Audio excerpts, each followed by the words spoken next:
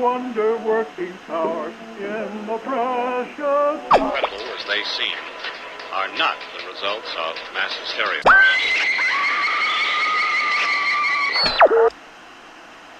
You may wish to adjust the dial.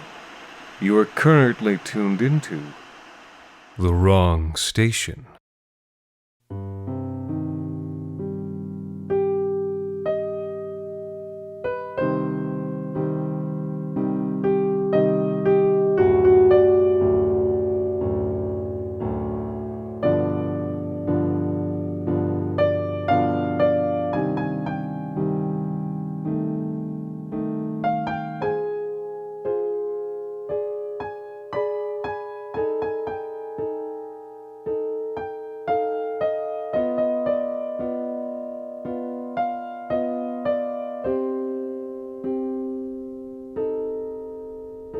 You could be forgiven for being afraid, Kaisen thought, as she walked alone to the Hall of Bodhisattvas. She would never have admitted to such a thing, and she had been brought up to never show any emotion, let alone fear. But even though she had lived at the monastery for decades, a low dread still clutched at her heart each time she entered the hall. It had been centuries since the nuns here had practiced their particular style of mummification, but the monastery was many thousands of years older than that, and so the glass sarcophagi of the sainted mothers filled this vast space in their silent millennia, rank upon endless silent rank, retreating back into the dim and silent galleries, where only the dim gleam of distant glass hinted at their presence in the reddish gloom. But was it truly silent? Each time she walked through this space, Kaisen felt as though unheard communication flitted from coffin to coffin. She felt the presence of those mummified eyes, as though the Bodhisattvas were watching her, seeing through her, and murmuring to each other through the ether of her faults. It was the color, she decided, that was so unsettling. For the only light that shone in this dim, great expanse came from fixtures set into the backs of the glass sarcophagi, and so was filtered to the red fluid in which each saint had been embalmed. Each dim, rare bulb cast great shadows across the floor in the shape of skeletal frames and crooked, claw-like fingers. She was near the end of the hall now, and each footstep that rang against the worn stone echoed away like a red bird into the darkness. She was neither barefoot nor sandaled, but wore a pair of black and red designer sneakers. Her kasaya, robe, was not stitched together from discarded gray cloth like the ones worn by the embalmed women, but was instead woven from black and red patterned silk damask. The sisters had come a long way. As individuals, they still eschewed personal property, though, of course, you still needed to wear clothes. As an organization, however, with convents on a dozen worlds, their assets had swollen into the billions. Kaisen stopped at the end of the hall. A thick silence rushed in to fill the vacuum left by her footsteps. She was standing before the centermost sarcophagus, the one out from which all the others spiraled like wax hexagons from the queen of a hive, and she was staring, as she had often forced herself to do, into the preserved eyes of the sainted mother Azarea. A distant rumble rolled through the floor, but it did not fill Kaisen with holy dread. It was only artillery, booming from the next valley over. The revolution was drawing closer by the hour. The sisters were running out of time. Azarea. She looked nothing like the popular image of her, the one you could see printed on t-shirts or raised in front-yard shrines across this planet, in the same way you might see Jesus, Che Guevara, or Cameron Kemper on more civilized worlds. She didn't look like a miracle worker or wonder maker. It was hard to understand why the Valley people held her in such cretinous awe. Mummification shrank a person, but even in life, Azarea couldn't have stood more than 4'11". Kaisen, on the other hand, raised with modern nutrition and gene support, was more than a foot taller. With health came beauty, and though Kaisen did not consider herself vain, She took a certain pride in her physical health, in the sheen that vitality gave her skin and hair. According to the chronicles, Azariah had only lived to 60. Kaisen was 63, and yet the woman on the other side of the glass looked as though she had been 3 decades Kaisen's senior when they had sealed her, still living, into that bell-jar coffin. "So what makes you so calm?" Kaisen murmured.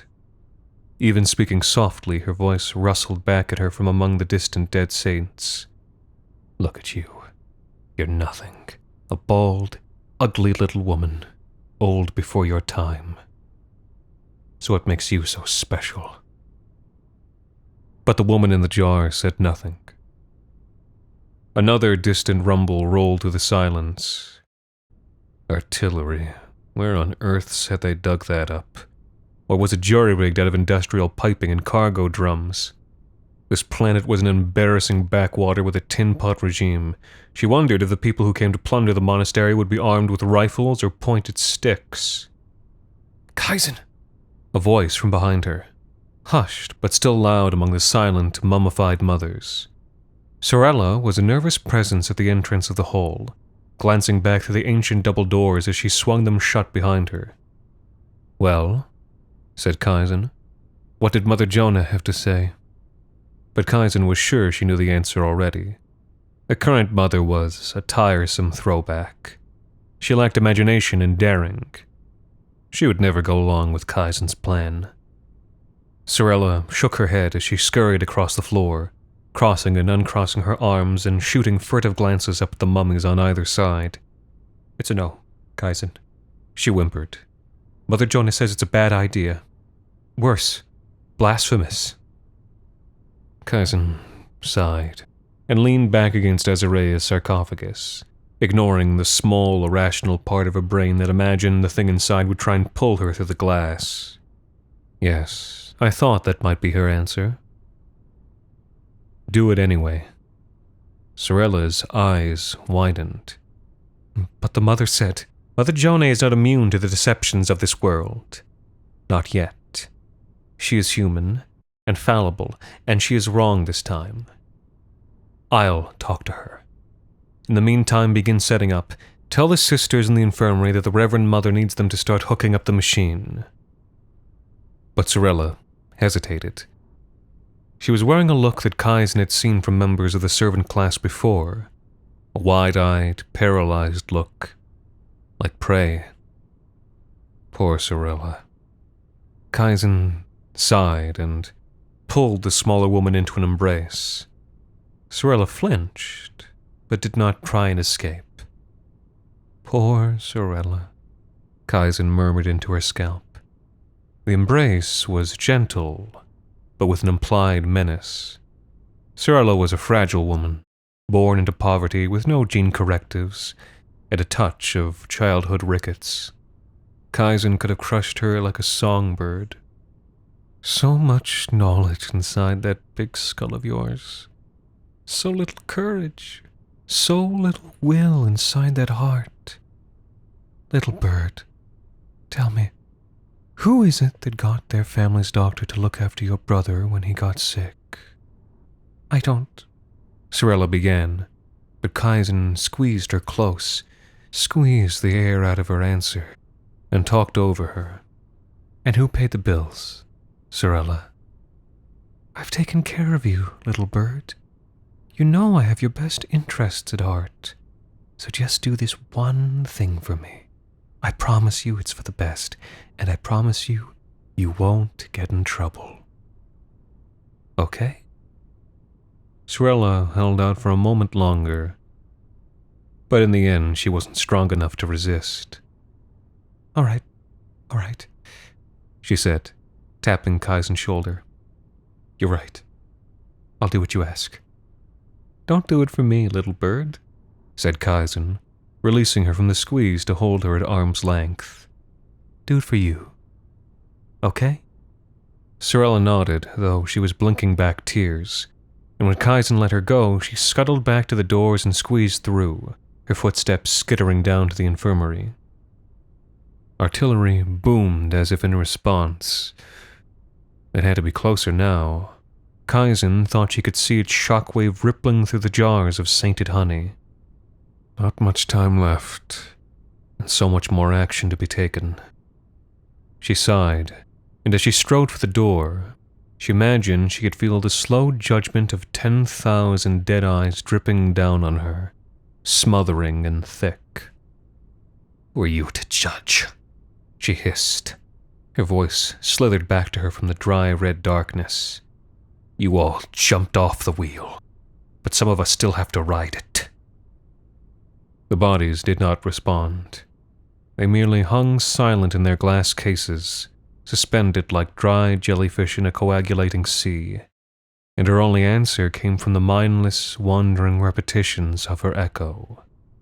The wheel, the wheel, the wheel. This is how it was done. When the nuns first came to this mountain top, so long ago, they found that 2 species, and only 2, survived together on the alpine tundra. One was the honeyflower, and the red bee was its symbiont. When the bitterest periods of cold arrived, the carmine sap within the honeyflower would not freeze. Instead, because of its special properties, it vitrified, becoming supercooled, an amorphous solid, like glass.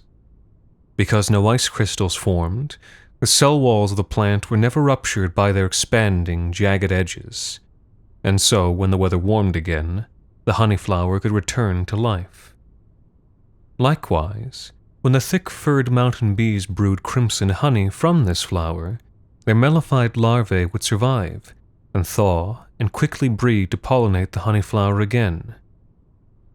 Now, when a reverend mother decided that her work was done, she would begin to drink a tincture of the honeyflower's toxic sap. She would abstain from any food but powdered lentils and tannic herbs. After 1 year and a day, she would cease to drink water, and live on nothing but the honeyflower tea and bitter honey. After 40 days of this, she would lower herself into a glass sarcophagus and begin to meditate, breathing through a tube as it filled with red honey. The nuns would carry her up the mountain's coldest peak, and once the honey had vitrified, the tube would be withdrawn, the bell jar topped up, and then left for 40 days. At the end of this time, it could be returned to the hole, and the body within would be preserved more perfectly than in salt and natron, or even ice. The mothers did not preserve themselves to chase immortal life. Rather, they embraced an early death so their example might inspire others on the road to enlightenment. To reach the place where Reverend Mother Jone lived, Kaisen had to climb 300 steps to a high and crumbling arm of the monastery, set up on a granite shoulder of the mountain. In spite of how opulent the monastery had become, the nuns still lived and slept in small, undecorated cells. The Reverend Mother's was much like any other, set apart only by its isolated location and by the absence of a fourth wall. It was open to the wind and elements, and overlooked a drop that seemed endless. On the sharp outcroppings that rose around and below this precarious room, clouds of bristling red honeyflower grew, pollinated by the huge and red-dark alpine bees.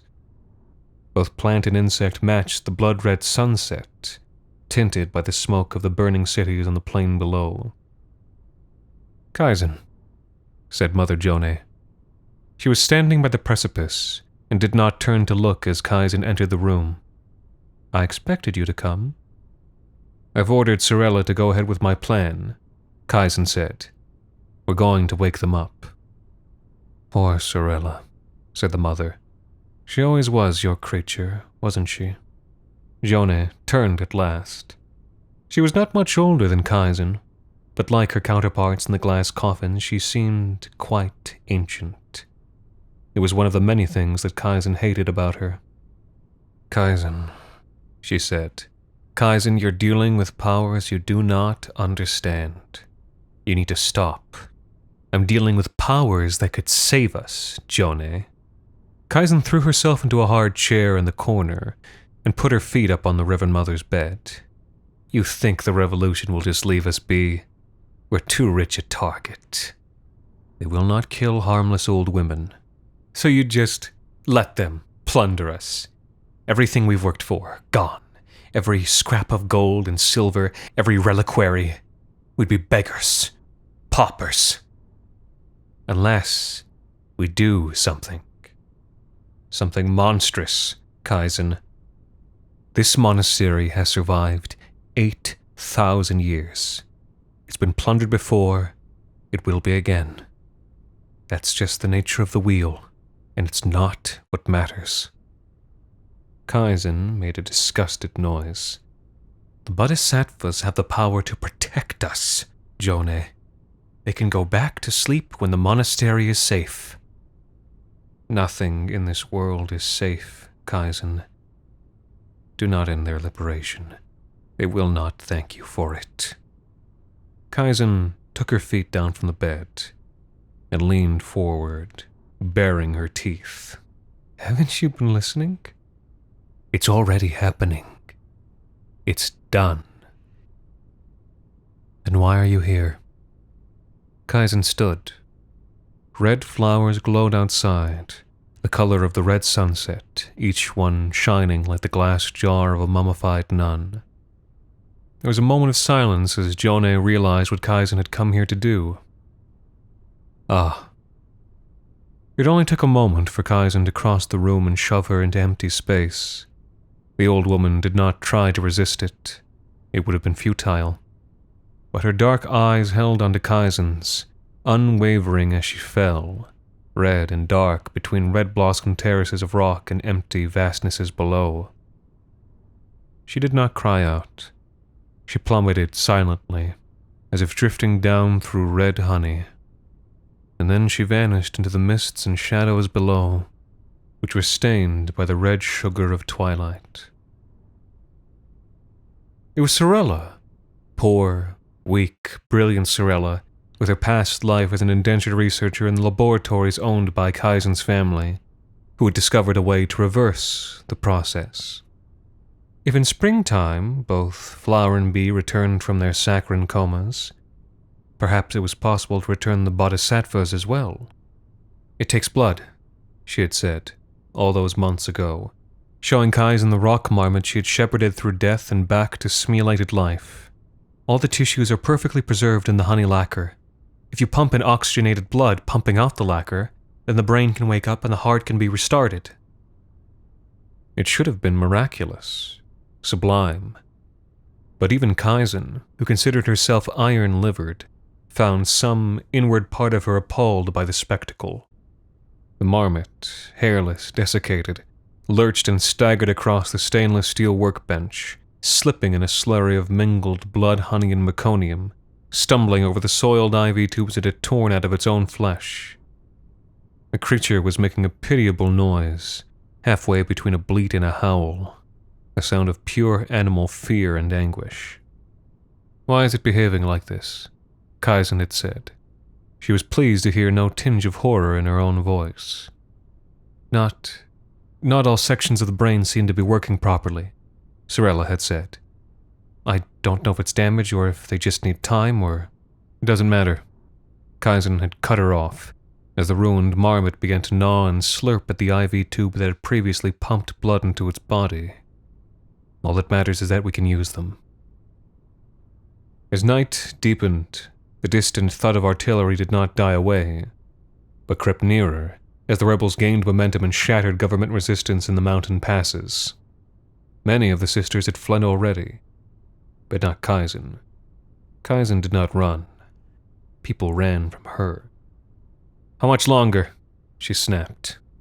It was the first time she had spent the night in the Hall of Bodhisattvas, and it was beginning to wear on her, to spend hour after hour under the gaze of those blind, all-seeing eyes, to watch the slow, aimless gestures of the mummified fingers as they drifted with stochastic wanderings of sugar molecules. Almost there, said Sorella. Refugees had flocked to the monastery for weeks, many of them injured or dying, or freshly dead, their bodies still warm as weeping family members dragged them over the threshold. All, this is to say, The monastery had no shortage of fresh human blood. Now the machines were humming, and dark fluid was stuttering through plastic tubes into the viscous eyes of Azarea's sarcophagus. It had been difficult to remove the great lead plug from the top of the glass jar. Kaisen had resorted to the use of a crowbar. Likewise, Sorella had struggled to jam cannulas into the mummified arteries and veins. She had broken 3 hypodermics and drenched herself with sanguine nectar in the attempt. But now, it was happening. The machine hummed and chuckled, pumping black blood up from the infirmary and pushing red syrup from the mummy's veins to spill across the stone tile floor. Time enough to clean up the mess when the treasury was secured. Not a moment too soon, muttered Kaisen. It was nearly sunrise. From outside, the glass-rattling boom of artillery had been joined by the distant clatter of small arms fire, the occasional howl of a plasma lance. The revolution was coming up the mountain. It would take the power of saints to turn them aside. Kaisen, what is it? Look. She realized then that the hum of the machine had kicked out, and the old, familiar, eerie silence had shuffled back in to fill the hole. But the red syrup was still pumping out on its own. Does that mean? Yes, breathed Sorella. Her heart is restarted. Incredible. The feeling was absolutely incredible. Kaisen shut her eyes and took a moment to drink it in. The triumph, sweet as floral nectar, glorious as a mountain sunset. Pop the next lid and start pumping blood into the next one. I want as many possible ready by the time the rebels arrive at... She trailed off. She had reopened her eyes, just in time to see an unsettling thing. Inside the red murk of the glass sarcophagus, for the first time in 3,000 years, the blind eyes of the Reverend Mother Azarea blinked. And then those unseeing pupils focused, like the eyepiece of a microscope. And for all the times that Kaisen had thought the eyes were staring at her, this was the first time she was actually seen. And at that moment, she regretted everything that she had done, because the eyes that stared back at her were not the eyes of a saint. They were windows into the reptile brain of a sleepwalking corpse, and there was nothing in them but hunger and thirst. Slowly, with a sustained and honeyed motion, a mummified fist struck the inside of the glass, and as slowly as the mummy had moved, the glass splintered, and white spiderwebs spread out across the red. Ruby beads began to seep between the cracks. Kaisen, said Sorella, stepping back. Thud, crack, seep. Kaisen felt a surge of contempt at the smaller woman's lack of courage, before realizing that she, too, was backing away. Thud, crack, seep. And then the glass exploded outward. Red shards left stinging trails as they tore across the arm she flung in front of her face. Sorella screamed, and a horrible, wet, retching sound was followed by the splatter of red honey from the Bodhisattva's lungs. Kaisen lowered her arm and stared, frozen in horror at the sight of Azarea's hunched body, at the way it swayed and trembled with hysterical strength, the way it staggered and stumbled as though concussed. An open cooler lay close by, filled with bags of blood, and the Bodhisattva lurched towards them as if drawn like a honeybee to nectar. Could it smell blood through the plastic? Could its desiccated tongue taste iron on the air? It fell upon the bags, tearing them apart with pointed, withered fingers, and then drank with mindless abandon, making small sounds of rage and anguish. It was a body that had been reminded how to suffer, but had forgotten how to cope with suffering, and so it drank until its stomach bloated, and thin vomit mingled with the pints of blood and crimson honey that dribbled down its ribcage to slosh across the floor. And all this while, Kaisen and Sorella just stood and watched, wide-eyed and paralyzed, like prey. At last, the body's head snapped up and stared at them both with eyes that were living, yet empty, like twin caverns, each with the light of a lone, dim light bulb wandering through their vast darknesses. And there was a single word, unarticulated, writ across Azarea's face. More. At last, Kaisen felt herself unfreeze. She turned to run, and saw that Sorella was already ahead of her. The thing behind them was drawing ragged breath at last, and using that breath to scream as it gave chase across the slick stone floor. The other Bodhisattvas looked on in silence. Kaisen and Sorella sprinted out of the hole, just as a nearby artillery strike shook dust from the ceiling of the passage leading down. They met each other's glances and turned for the long stair that led up to the upper dormitories instead, seconds before Azarea burst from the hall behind them, coughing and howling, leaving crimson hand and footprints on the steps as she scrambled after them on all fours, gaining speed as she relearned the use of her limbs. In her sneakers and good health, Kaisen gained on Sorella, and then shoved past her, arriving at the dormitories to find the doors all locked, either because the nuns had fled or else had barricaded themselves inside. Up, she commanded, as a gasping Sorella arrived behind her at the landing. The Reverend Mother's room. It was the one door she knew would be unlocked. Azarea lunged out onto the landing behind them, and keened and laughed, hoarse-throated as rust drawn across stone, and chased them as they crashed through a door that led outside into the long, cold flight of steps that led to the chamber of the Reverend Mother. Now Kaisen and Sorella were both beginning to flag, and they slipped on the frost-polished steps, struggling with every breath to pull oxygen from the thin, cold air.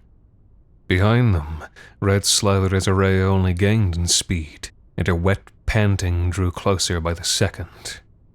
With a final burst of effort, Kaisen lunged ahead, lungs straining, reaching the door of the lone chamber seconds before Sorella.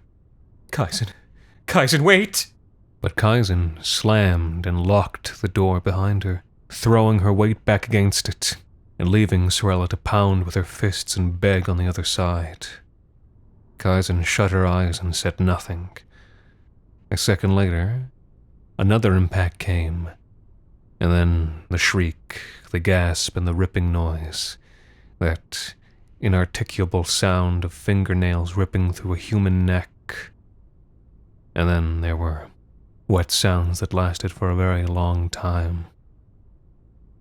Outside the great open window that faced her, the one from which she had flung Mother Jone, the sun was beginning to rise red, staining the walls around Kaisen the color of honey flowers.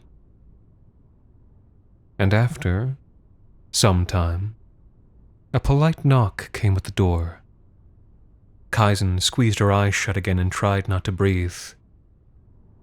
And then, all of a sudden, she found herself sitting on the bed beside the window. The door clicked open, and a small figure stepped out into the scarlet light. "Could you tell me," said a hoarse voice, in an ancient dialect, "why I am here, and why I am covered in blood?" Kaisen recoiled against the wall, as the Bodhisattva stepped past her, coming to the window precipice so she was all silhouetted by dawnlight. Kaisen lied to her then, but Azarea had moved beyond the deceptions of this world, and she could hear only the truth. "Ah, I understand," she said. "I see what you've done, Kaisen. You should have let me sleep." "But you have the power to protect the monastery," said Kaisen. "To protect everything we have." "Power? Maybe." Azariah made a little gesture with her hand, and her sodden, bloody robe was suddenly clean and grey. "But what do you have to protect?" "Money. Investments," said Kaisen. "Power and influence. The ability to help so many more people than you ever could in your day." "No, Kaisen," the Bodhisattva said. "All you ever really have is one moment of wakefulness. If even that."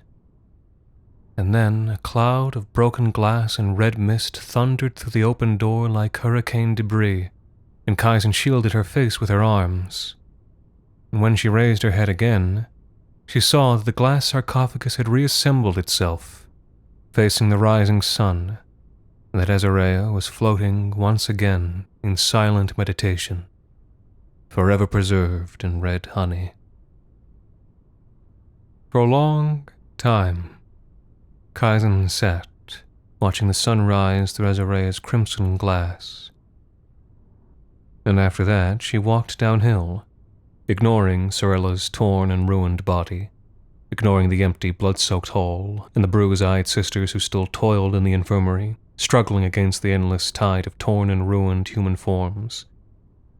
She tore a satchel from the hands of one of the dead and dumped it out on the floor, and wandered through the halls alone, filling it to the seams with every scrap of gold and silver she could carry. By sunset, she had escaped through the lines and made her way halfway down to the valley. From where she stood, as she glanced back, she could see red smoke rising from the place where she had lived so many years. Could she still catch the red gleam of sunset, reflecting from the glass where Azalea slept? She turned her back before she could be sure, and walked slowly down, out of the angled beams of crimson twilight, and let the golden weight of her heavy satchel bear her down the winding mountain road that wound ever deeper into the reddish night. Her feet were growing sore, but maybe someone ahead of her would offer her a ride. In the darkness just beyond her sight, she heard the wooden creaking of a wheel.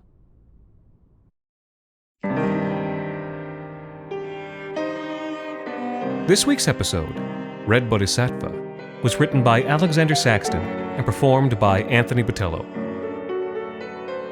The Wrong Station is made possible with the generous support of our listeners on Patreon. Thank you to our new patrons, Tyler Lurie, Rye, Jamie R., Abby Peak, Jonathan Hatton, and a very special thanks to Cameron Kemper for helping us keep the lights, well, off. You can also support us by leaving a rating and review on iTunes, or wherever it is you listen to The Wrong Station. The Wrong Station is co-produced by Alexander Saxton, Anthony Botello, and Jacob Duarte Spiel, with music composed and performed on the piano by Ilan Citrin, and arranged for the viola and performed by Viola Schmid. You can follow The Wrong Station on Twitter, Facebook, and Instagram, and email us at thewrongstation@gmail.com. And until next time, thank you for listening.